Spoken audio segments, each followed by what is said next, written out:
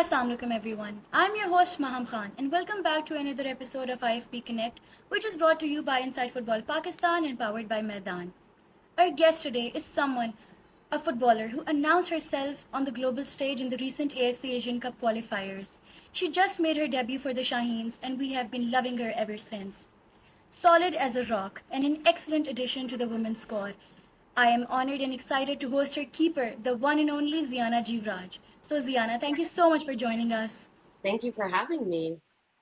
Zeeyana, I'm eager to dive into your football journey. Your experience must be full of amazing stories, and I'm sure the fans are as excited as I am to dive into them. So, we'll just start off with the obvious. How are you and how are you feeling after the AFC Asian Cup qualifier run? Yeah, I mean, it was an amazing opportunity. I keep telling my family, like, it's something that I really can't describe. You just have to be there. And it was a honor to be able to represent the country of Pakistan with a new group of girls and, beat a team ranked 50 and 65 places higher than us. So it was a huge honor. And, inshallah, I get called up again in the future and we get to do more with the team. Inshallah, the girlies dropped a stellar performance. The news came out today. It was officially posted by FIFA that you guys got up three ranks higher. It's 154, I believe. So, how's your reaction to that? Yeah, I mean, me being biased, I think that we deserve to climb the ranks a little bit more, but True. it's a huge deal. They said it's the first time that we've ever hit 1,000 points, so I'm very, very grateful to be a part of the squad that helped make that happen. And I think that as time goes on, we'll continue to climb the ranks and make our mark. Inshallah. So, now we'll talk about how you got into, how did this opportunity come about? Because you were one of the six diasporas that were selected for this opportunity, for this tournament. So, can you talk us through this journey? Yeah, it's actually funny because I think that my journey is a lot different from many of the other girls on the team. Coach Adil actually told the story at the end of the AFC qualifiers to the entire team. But I had actually reached out to Coach Adil myself on LinkedIn, and we connected. And he asked me for some information, my tape, my CV. They looked at it, they were interested, and then they invited me out, and that's when I went through the process. But I think they didn't know about me from before, and I have a parent from Pakistan and a parent from Tanzania, so I really had only looked into playing on the Tanzanian side because I wasn't aware of the Pakistan side of Oh. football. But when I looked into it and I found out, and then I found out that Coach Adil is from the same place that I'm from in Toronto, I ended up reaching out to him on LinkedIn and we connected. And it's a very interesting story on how I got there. So. The stars did align in the end, and your edition was honestly so majestic. Describe the moment when you first wore this green jersey, Ziana. What emotions hit you? What does representing Pakistan mean to you? Yeah, honestly, I didn't know that you could be so prideful towards or towards a country before coming to Pakistan. And I wasn't very connected to the Pakistan side of my family, but my nanny and my nana are both from there, so it was really really nice to come to Pakistan and to kind of put on. I felt like I was putting on for my family and for my grandparents, and um, yeah, it was a very. I keep telling my family, like, when you're under that tunnel and you're wearing the jersey and you're waiting to walk out, I think that's when you feel the most sense of pride. I think that's when you feel a lot of nervousness. And it was my first time coming and playing, and I really wanted to make an impact and show Pakistan what I was capable of. And you know I'm very blessed and grateful to say that I think I played well. I had some good games. But man, it's honestly, I can't even find the words to describe how amazing the experience is to play True, for Pakistan. true, because you have played for club, and now it was your turn to play for the country. So, Right. was there any extra pressure or pride when you represent and play for your roots?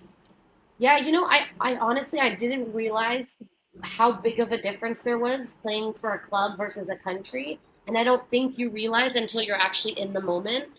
I wouldn't say there was extra on me because you know what? Like, I think we had 6 days of preparation. We didn't know each other super well. Obviously, as the tournament went on, we got to know each other more.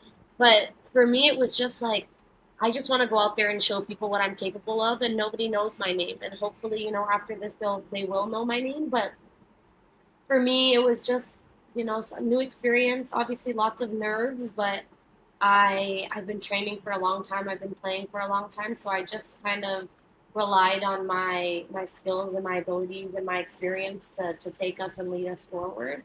Yeah.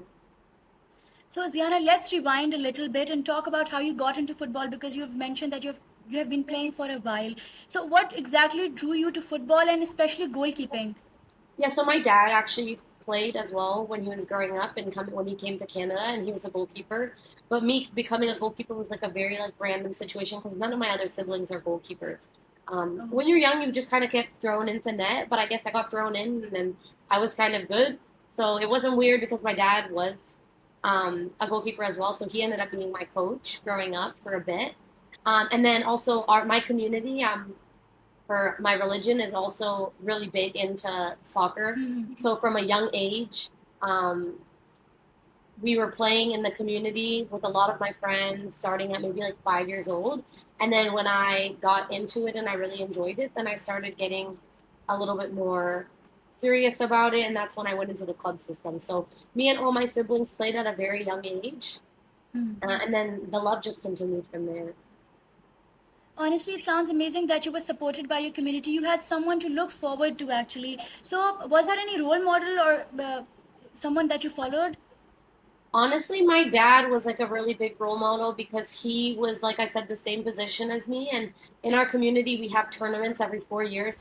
Me and some Mm-hmm. other girls were actually just at a tournament in Dubai, Mm-hmm. and he was playing in those tournaments when I was young. So I got to see him and Oh. see how well he was doing.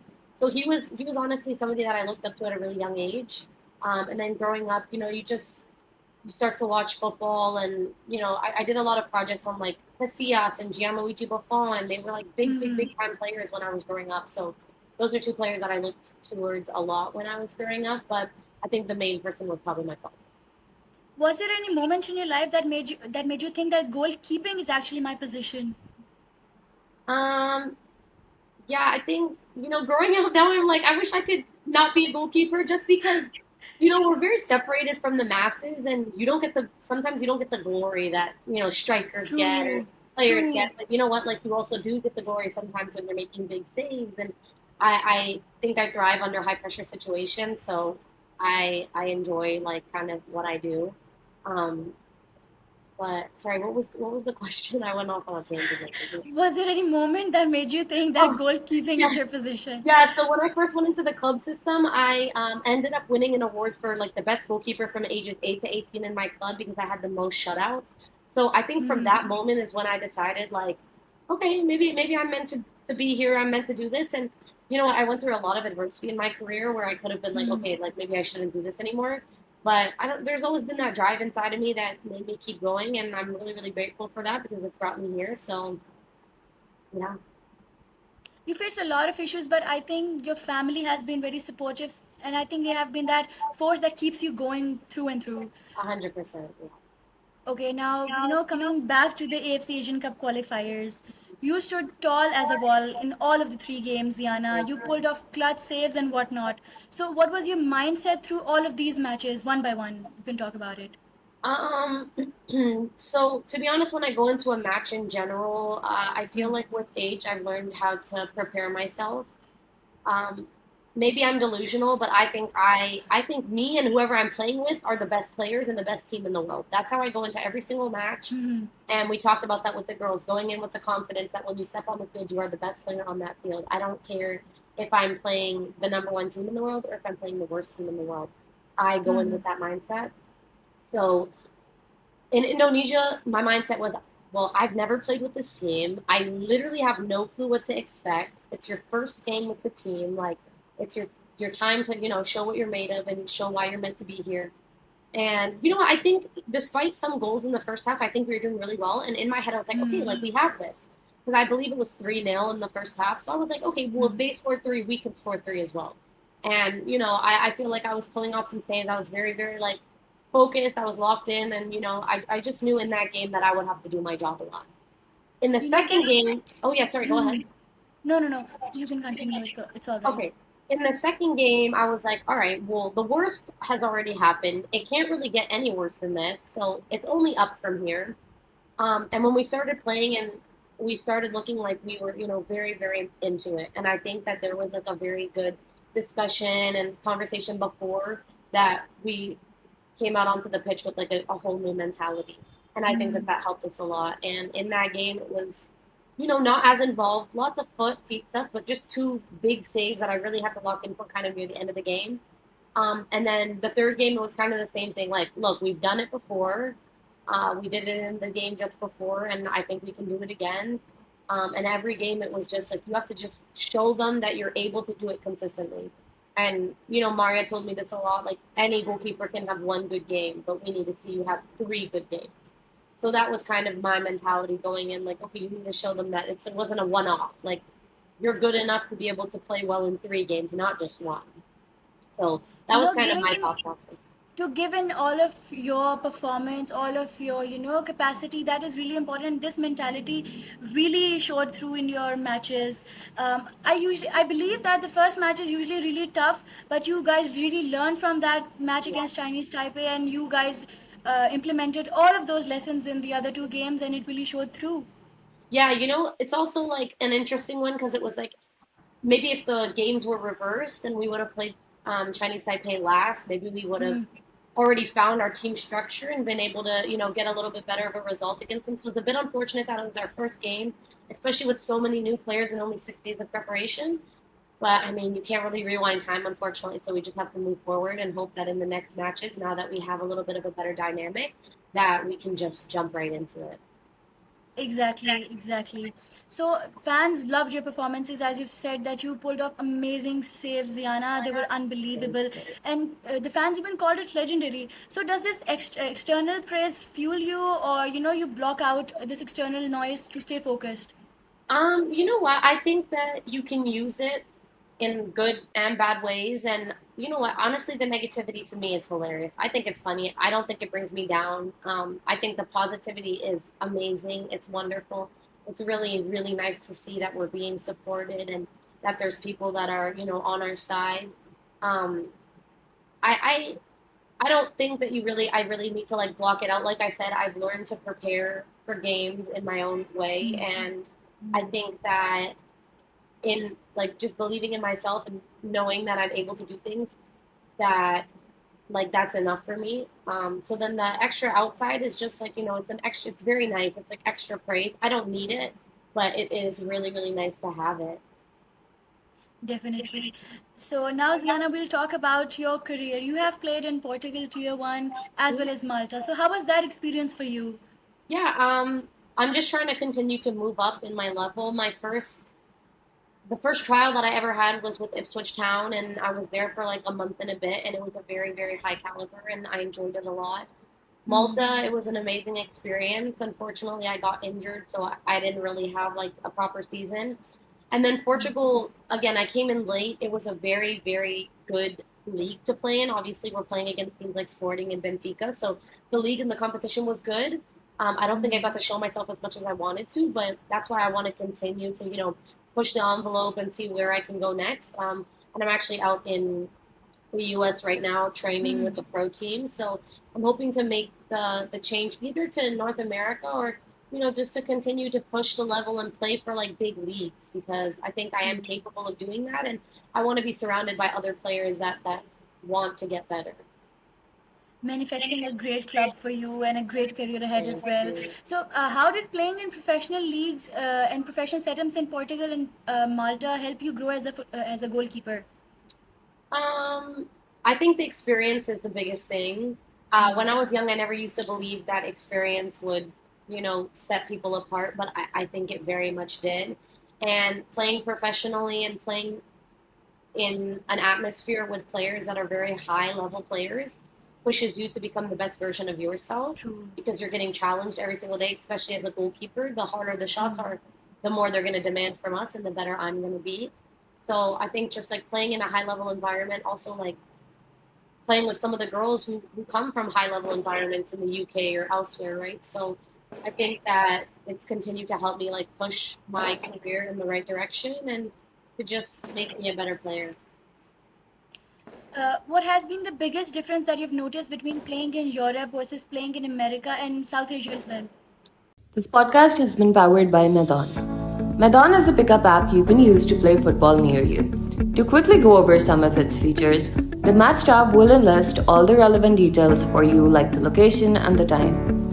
Lineup tab में आपको confirmed players की list उनकी peer to peer ratings और उनके individual statistics भी नजर आएंगे. You can use this tab to join the team. Ground tab में आपको pitch information भी मिल जाएगी. Head over to the wall tab to interact with the team.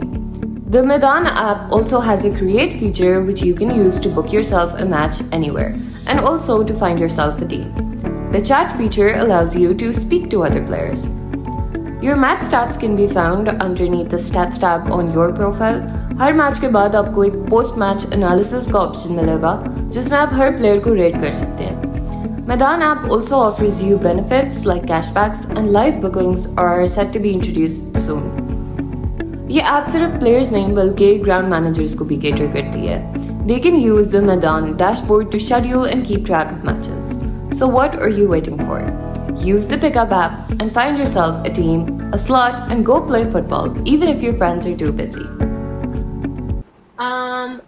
The European style of play versus the American style of play is very different. So the European style of play demands a lot of like technical ability, whereas in America it's more physical and it's like a more of a long ball game. So the biggest difference between college, like university, and playing overseas is that. Luckily, I love to play the European style out the back. Like that's kind of how I enjoy playing, and that was also how we played in Pakistan. Obviously, they don't have the platform in Pakistan to be able to develop the players as much as in Europe. And I think, in due time they'll get there. So there was a little bit of that in the sense that, there was a little bit of that divide. But I think with the players that we have, like everybody is very, very like technically sound. And so that helps us a lot. So I don't really notice a huge difference because of that in our team. But I think it's kind of a mix of both because I saw a bit of long style play and a little bit of short. And I think it's good sometimes to be able to do both.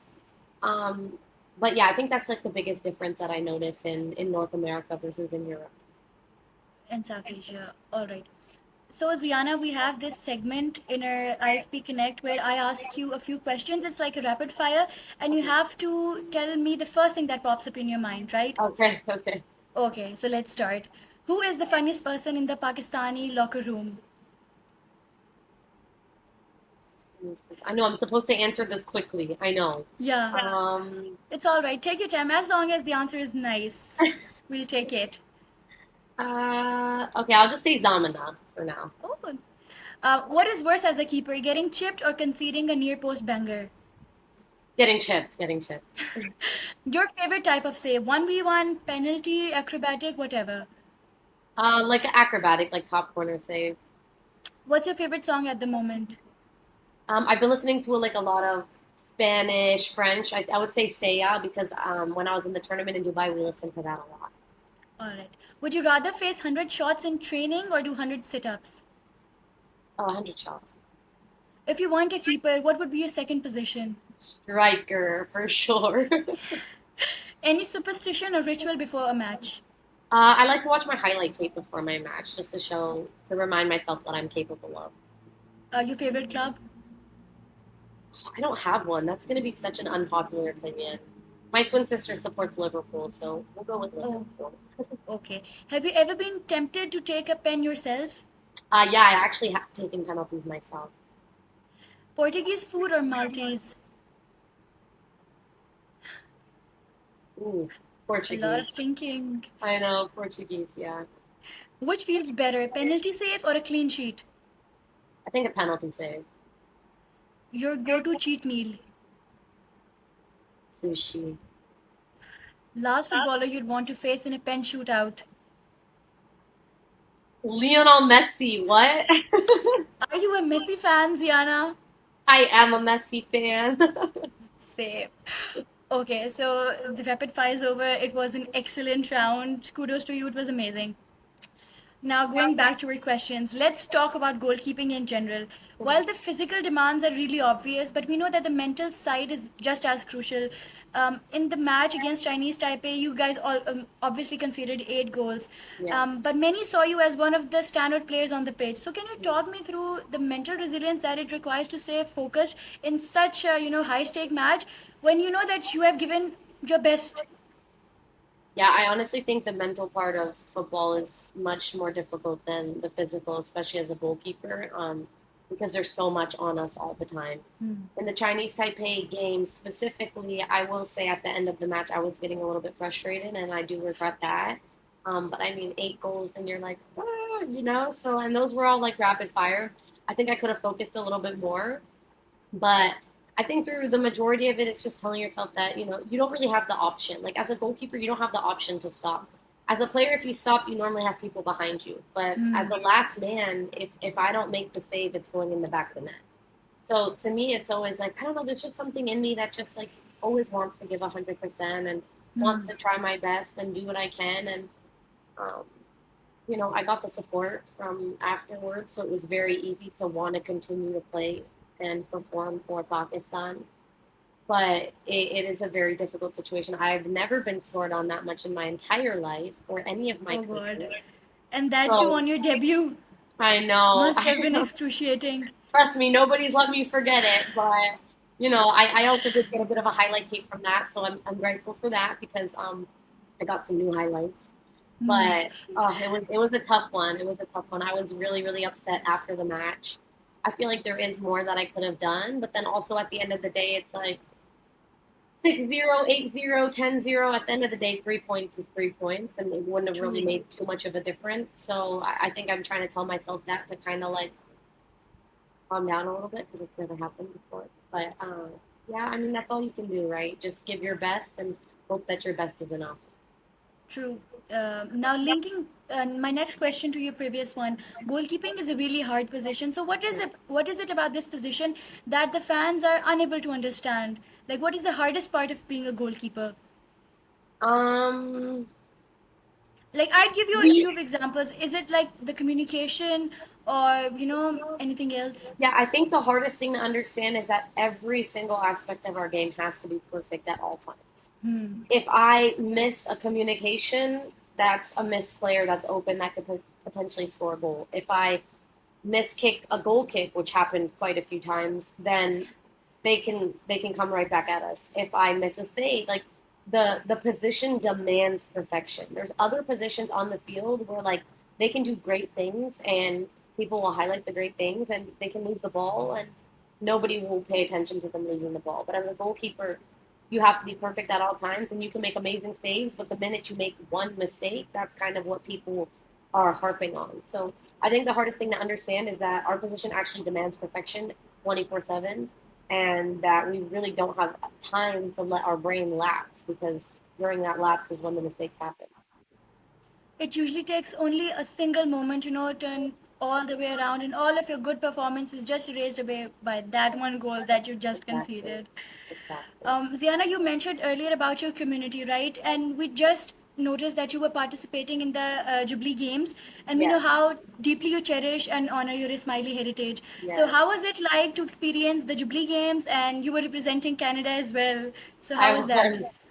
Yeah, so in 2016, I actually wanted to go also, but I was too young. And then there was COVID, so it got moved like many, many years. And so this was my first time going. And much like playing for Pakistan, I was playing for Canada just on the Ismaili side of things. And I haven't been able to play in the community in such a long time because of my commitments with my professional career.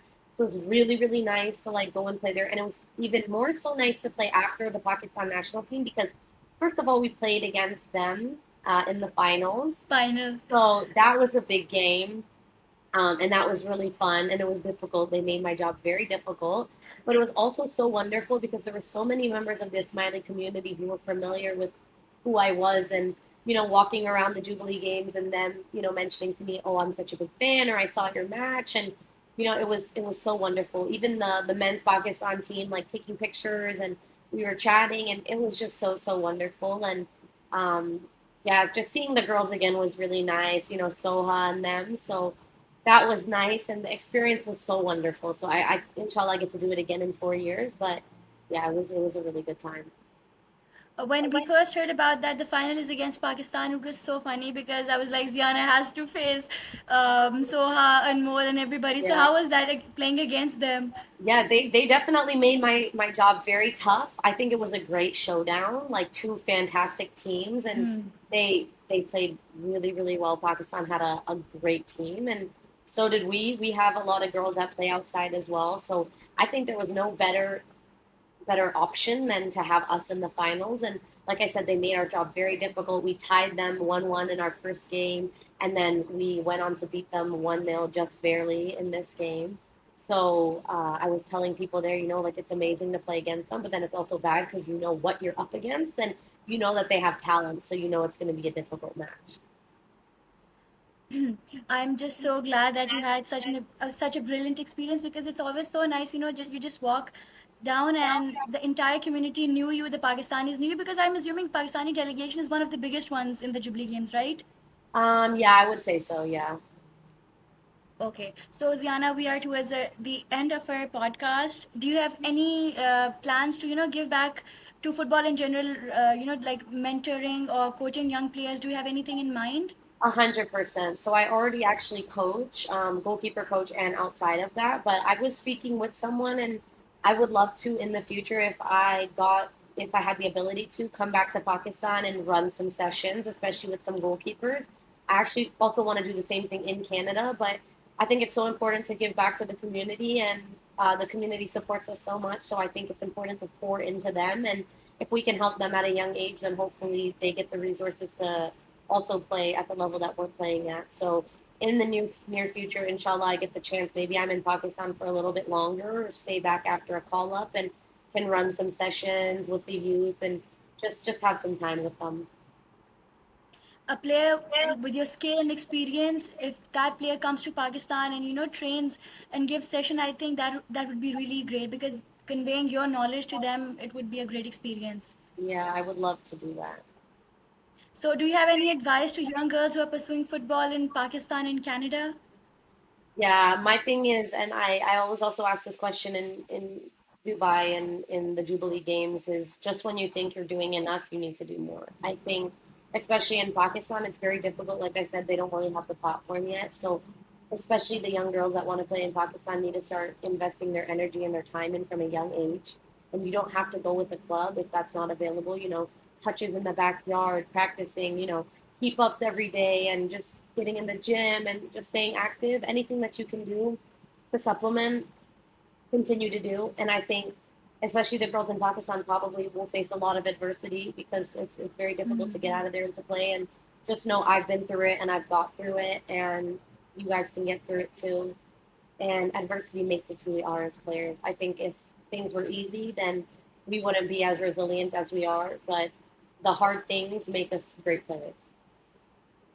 Spot on.